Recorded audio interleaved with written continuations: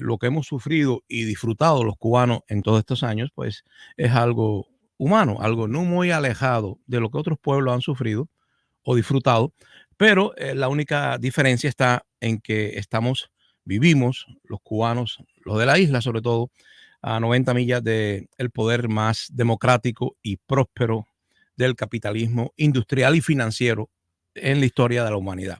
Entonces es un contraste muy grande el de una isla humilde, con una herencia greco-hispana, latina, una herencia muy diferente a la del mundo anglosajón que triunfó en dos etapas, primeramente el Imperio Británico y luego los Estados Unidos, que es una república federal. Pues el contraste es muy grande y sobre todo teniendo en cuenta que Cuba está aislada, es una isla, no tiene fronteras, no hay una frontera porosa, quiero decir, no entra el contrabando como otros países. Ante un sistema comunista, el contrabando puede ser un alivio. Incluso hay menos contrabando que en la época en que éramos una colonia. Hoy en día no hay hombres de otras naciones llevando mercancías baratas por el litoral, como sí sucedía cuando estábamos bajo los Hamburgos, bajo la Casa de los Borbones. Siempre hubo contrabando en Cuba. Por eso afirmo que somos un pueblo de origen diverso con una tendencia a ser contrabandistas, a ser comerciantes, liberales, por supuesto, y no muy fieles a la corona de España, si no, no nos hubiéramos separado, ni tampoco fieles al catolicismo.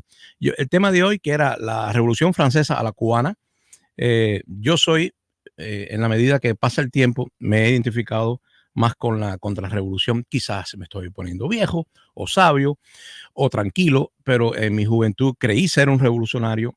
Pero en la medida que ha pasado el tiempo y he estudiado la esencia de las revoluciones, me parece que no avanzan mucho. Me parece que el camino de la reforma es más, garantiza más el deseo del pueblo de tener tranquilidad y prosperidad, garantiza más eso que otra cosa. No creo que la revolución radical pueda garantizar paz. No, la revolución radical a menudo nos trae un dictador. La revolución francesa, como todos saben, rompió con el mundo feudal, rompió con el mayor señor feudal de la historia europea, que era la Iglesia Católica. Le quitó las tierras, las repartieron entre sus amigos, pero ese proceso de rebelión, que fue fundamentalmente una rebelión burguesa, por eso hay gente que le dice la revolución burguesa, pero en la cual sí participó mucho el tercer estado, o sea, el pueblo humilde de Francia, harto de ser el que llevaba las cargas del Estado, pues se cansó y se rebeló. Esto fue en 1700, en el siglo XVIII, final del siglo XVIII, 1789. Y bueno, todo el mundo, o la mayoría de los que saben sobre esta revolución, reconocen que fue el rey quien convocó a la asamblea para discutir. Él convoca a las cortes, mejor dicho, convoca al clero, que era el primer estado, a la nobleza, que era el segundo estado, y al tercer estado, que era el pueblo, quien cargaba con todo eso. Finalmente el rey se asusta, se da cuenta que ya las ideas que él mismo ha ayudado a difundir sobre la iluminación, sobre la razón, se vuelven contra él y nadie sabe para quién trabaja. Luis XVI, a quien le cortan la cabeza pues en 1793, que yo sepa. Pero en 1789 es que empieza todo esto, convocando a los estados por una razón de crisis económica. La crisis económica, malas cosechas, era otro mundo, hace que esto se vaya radicalizando hasta que termina la gente asaltando la Bastilla. La Bastilla era el símbolo del sistema antiguo, del régimen, y se supone que iban buscando armas, las multitudes fueron allí a la Bastilla buscando armas, liberaron a 4 o 5 presos, no había tantos presos, no había, la prisión política no era tan extensa, pero liberaron a algunos presos, acabaron y torturaron y masacraron a los guardias, al jefe de la prisión, le arrancaron la cabeza, la pusieron en una pica. Todo eso fue el 14 de julio de ese año, de 1789, todo fue muy rápido. Luego, el 26 de agosto, pues se proclaman los derechos del hombre, de ahí vienen los derechos humanos, pero esto se sabe que es una secularización de los derechos que había anunciado la teología católica desde la Edad Media, pero se declaran los derechos del hombre y del ciudadano y comienza ese proceso radical que ustedes saben que dividió mucho al pueblo. Hubo una violencia espantosa en 1799, fue un año terrible, del 98 al 99. Hubo muchas cabezas cortadas, muchas, el reinado del terror, y finalmente todo eso, ¿en qué terminó? Pues que vino un dictador, vino Napoleón y destruye el directorio. y vemos que todo termina pues muy alejado de la verdadera soberanía. ¿Por qué quería tocar el tema de la Revolución Francesa? Porque es desde de allí, de la Revolución Francesa, que acaba con el antiguo régimen y con la derecha verdadera, que es la que no cree que el pueblo debe participar en la decisión política de un Estado que está haciéndose central y fuerte, centralizado, quiero decir. Pues de allí viene la idea de una vanguardia. En Cuba tenemos una vanguardia en el partido, tenemos la soberanía popular. Todos son conceptos jurídicos, el derecho positivo. También tenemos la obligación de servir con las armas a la República. En Cuba todo el mundo sabe que el servicio militar es obligatorio. Eso surge en la Revolución Francesa. El pueblo supuestamente libre del mundo feudal, del clero, de la iglesia, quiero decir, del rey también, pues se convierte al mismo tiempo en esclavo del nuevo Estado. El nuevo Estado crea himnos, el himno nacional surge en esa idea de Estado moderno, el hombre obligado a servir a la República, y todo el mundo sabe que hubo, que fueron masas usadas como carne de cañón por Napoleón también, y en Cuba es igual. En Cuba los jóvenes tienen que servir a la República, que es comunista y que tiene a la representación del pueblo en la Asamblea del Poder Popular. Yo no creo en esa representación. Esa gente no representa al pueblo porque, bueno, el pueblo los elige y luego ellos empiezan a tomar iniciativas, por lo tanto no están conectados con la masa. Es terrible que alguien crea que eso puede ser la representación del pueblo. El pueblo no se representa a sí mismo de esa manera. Esa no es la forma de representar al pueblo.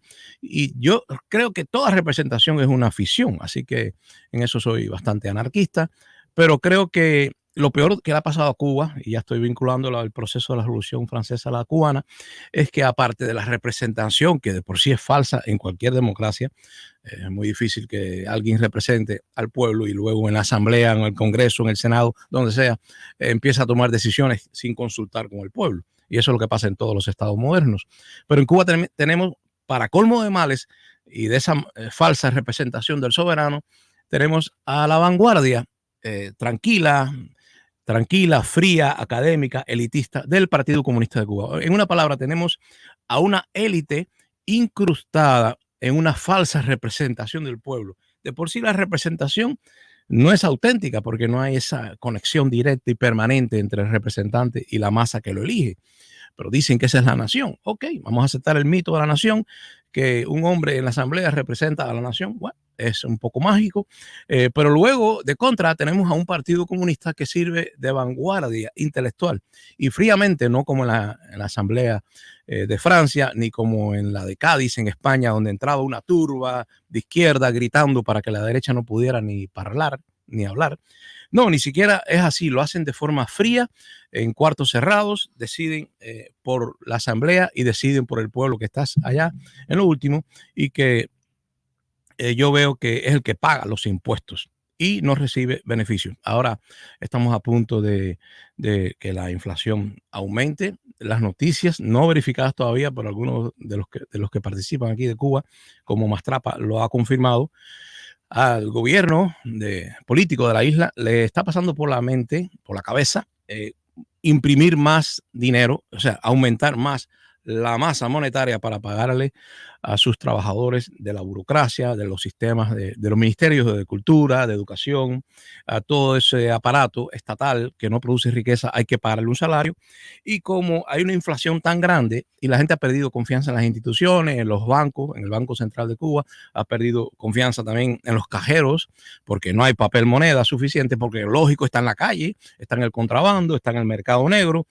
En el mercado informal está toda la masa monetaria ya de por sí inflada, y como el gobierno no tiene manera de ceder a la tentación de imprimir, va a imprimir más masa monetaria por desesperación, por supuesto, porque no puede recaudar impuestos, porque si hay un mercado informal, ya esto se los dije ayer y hay que repetirlo, si no el Estado es incapaz de recaudar impuestos sobre una economía sana y todo se está moviendo de forma informal, paralela y sin pagar impuestos, como ustedes saben, la inflación pues, es la que alimenta el mercado negro y a las mafias que en cada región de Cuba pues, se dedica al contrabando. Pues el Estado se verá obligado ahora a inflar más. Lógico, el Estado tiene que disimular, el gobierno, mejor dicho, va a disimular lo que proyecta para el Estado y va a decir que esto es una decisión, que quiere subir los salarios, como si el pueblo fuera tonto, teniendo en cuenta que el pueblo es tonto. Así lo consideran ellos, porque tú no puedes decir que vas a subir los salarios y la gente